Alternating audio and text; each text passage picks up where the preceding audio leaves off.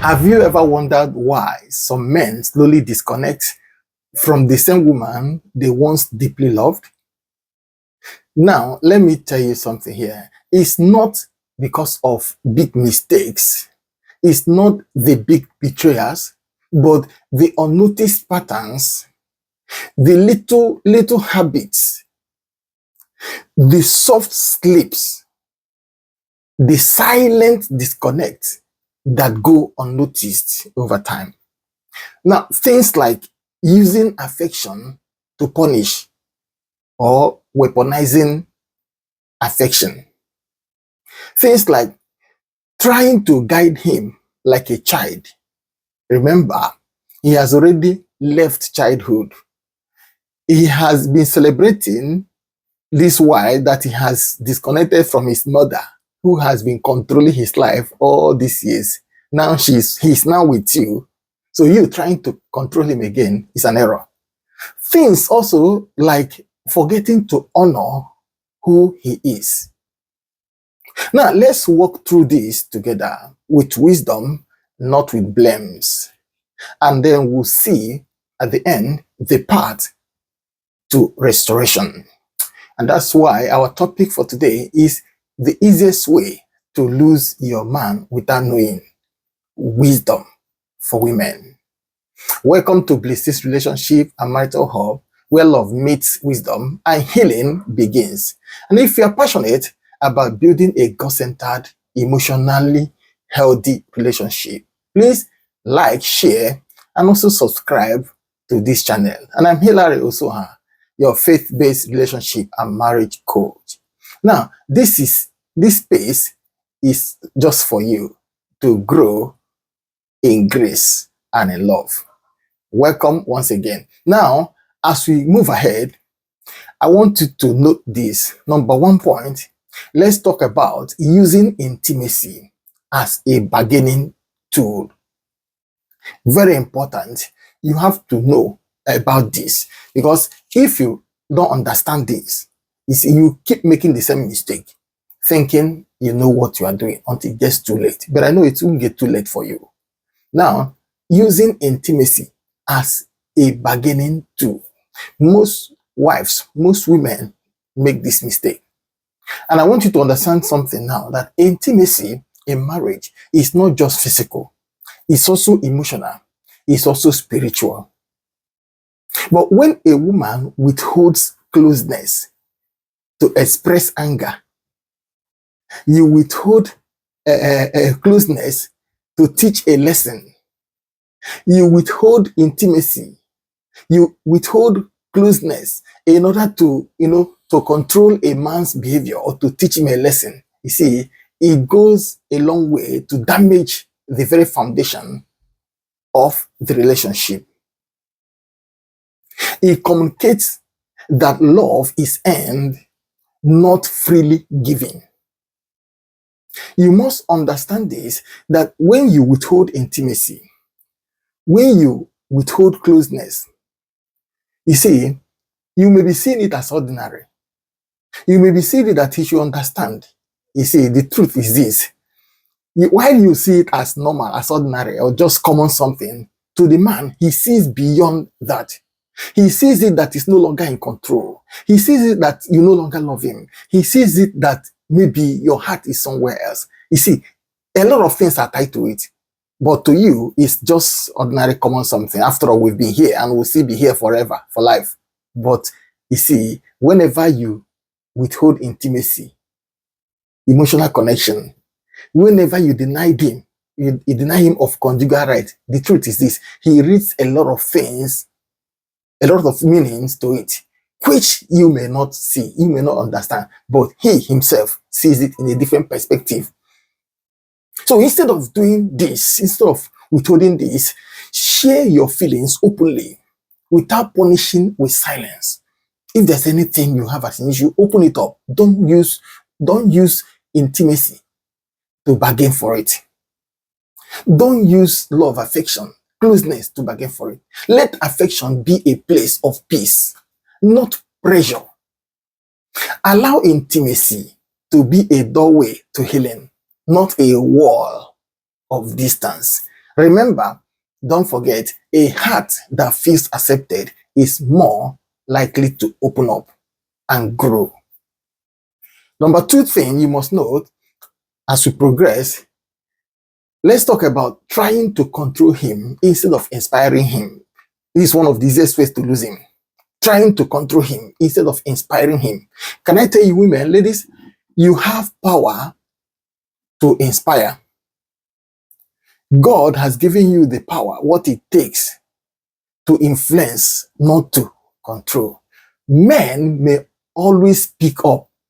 Men may not always speak up. I mean to say, they may not speak up, but the truth is this, they feel it deeply when they are not trusted to lead or think for themselves. When advice turns into instruction, hear this, and concerns turns into criticism, love begins to feel like micromanagement. It's not about silence. It's about respect. Beware. Beware. Now, instead of trying to micromanage him, remember I told you earlier on that all this while he has been under the control of the mother. You see, anything that makes you to take that position of his mother again, you know, the same way he used to resist those controls those days, you want to start controlling him again, micromanaging him like his siblings, you know, the same way he used to resist them, he will begin to resist you because you are simply showing the same behavior which he has been running away from. He's even celebrating, happy that he has left that realm. Now you are bringing him back into that realm. Now, instead of doing this, try to speak into his leadership. Even when he stumbles, let him be. Yes, sometimes you don't allow your man to make some mistakes. Sometimes when he makes mistakes, it's part of the growth process. Encourage him with faith, not with fear. Yes, let your influence over him be soft, yet strong. Just like the wind that moves the sail, not the hand that grabs the wheel. If you understand what I'm trying to say. A woman's honor, you must understand, can build a king out of any struggling man. Beware as a woman. Number three, let's talk about speaking without honor or tone awareness. Very important. Sometimes it's not just what is said, it's about how it is said. What did I say? I said sometimes it's not just what is said, but how it is said. That is the issue. Sarcasm, dismissive comments, public corrections, or even subtle disrespect in tone that can slowly deflate a man's confidence. Beware of this. Every man longs to feel safe. Every man longs to feel respected. Every man longs to feel valued, and especially at home. Do this instead. Choose words that affirm, not the words that accuse. Let him be the man that God has made him to be. Let him feel. You see, every man has this nature of wanting to feel on top of the world, especially over you as a woman. Every man wants to feel like a king over his wife. Every man wants to feel proud. He wants you to feel proud of him as your own man. Choose words that affirm. Don't choose words that accuse. Pause always before reacting. Tone shapes trust. Tone shapes trust. Honor him. Honor him. Even when you are hurt, learn to still honor him in it. Speak truth with love. I know some women, you say, I want to speak the truth. Beware. It's not about speaking the truth, but how you present the truth. Some women have spoken the truth, and the truth changed their man's life. While many women have spoken the truth, even the best truth the man needed to hear, but it landed them into trouble, and they begin to apologize at the end because of the way it is presented. So when your words heal, your home heals also. Please, very important, you must know this. When your words heal, your home also heals. Also. Number 4, let's talk about neglecting his emotional world. Neglecting his emotional world. Hear this. Many men have been raised to hide their emotion. You must know this. But that doesn't mean they don't need emotional connection. They need it. Hear this. When a man doesn't feel heard, appreciated, or even emotionally safe, he quietly withdraws himself to a corner. Now, not because he doesn't care, but because he feels unseen. He feels hidden. He feels covered. He feels overshadowed. Now, instead of neglecting his emotional world, ask him how he is really doing. Then listen with patience. Practice it. Practice this. Always listen with patience. Support his vulnerabilities instead of fixing them. He's not asking you to fix. You know, all he wants is for you to be there, be calm for him, supporting him all around. Not that he's calling you to fix it for him. Learn to pray with him. Pray with him, pray for him. Remember, prayer builds emotional intimacy, even beyond words. Remember, don't forget, behind every silent man is often a heart that is waiting to be understood. Men are not as difficult as you think. In fact, I can tell you, men are still boys, but they are clothed with a man's body. They are little boys. They are still those boys you used to know. It's just that they now have big bodies. That's why we call them men. Number 5, please, very important as we run on, note this. Let's talk about comparing him to other men. Beware of this. Comparing him to other men, even in a subtle way, is dangerous. Comparison, you must know this, is a quiet thief of peace. Nothing steals your peace like comparing your man to other men. Hear me, when you compare him, when you compare your man, whether to a friend's husband, whether your pastor, like many do today, they look at the husband, they say, or they see some pastors, they feel, oh, why is my husband not like this? Do you know that you may not even say it out, but your behavior is showing it? The way you relate between him and between you and him, and between you and your pastor, shows everything. Beware.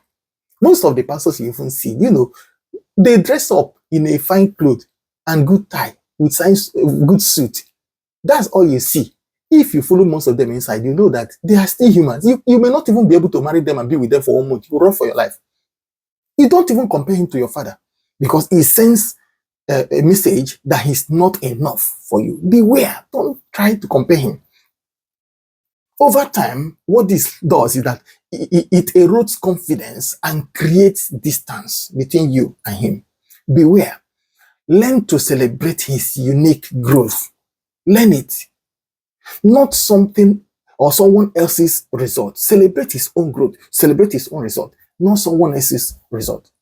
Speak to his potential, not his shortcomings. Focus more on that which is good for. No matter how bad your man looks, there are good things in him. And those good aspects of him, others see it and they pray to have a man like that. Now you have him, you are seeing only shortcomings. May the Lord help you. Also, let him know you are proud of him. Let him know you are proud of who he is, who God has made him to be. Not just what he does or what he can do or what he has not done. Remember, a man who feels like a hero in his wife's eyes will keep coming home. Not just coming home, but with a full heart. When he comes home, his heart returns back home with him. There are two different things. Many men return home with their bodies, but their heart is still out there. But when you do this, he returns home with his body, he returns home with his heart. Now, as I close, as I round off, beloved brothers, if you want, beloved sisters, if you want to keep a man's heart, remember, don't just love him, understand him. Speak to the king in him. Walk with him in honor. Let grace guide your strength, because a wise woman doesn't just hold a man's attention, he also holds his trust. And then people will say that he's controlling his man. It's normal. Finally, now tell me, was this teaching helpful to you? What have you learned from this teaching? Now, if you have learned something good from this teaching, please do well. Don't keep it to yourself alone. Like it, comment. What is your lessons you have learned? Comment in the comment section and share it with another sister who needs to hear this. And if you haven't yet, please do well to subscribe to BlissHills Relationship and Marital Hub for your daily dose of godly wisdom for relationship and marriages. Drop a comment below. Tell me, which of these points do you feel most led to grow in? God bless you for being with us. I will see you again in our next video. Goodbye.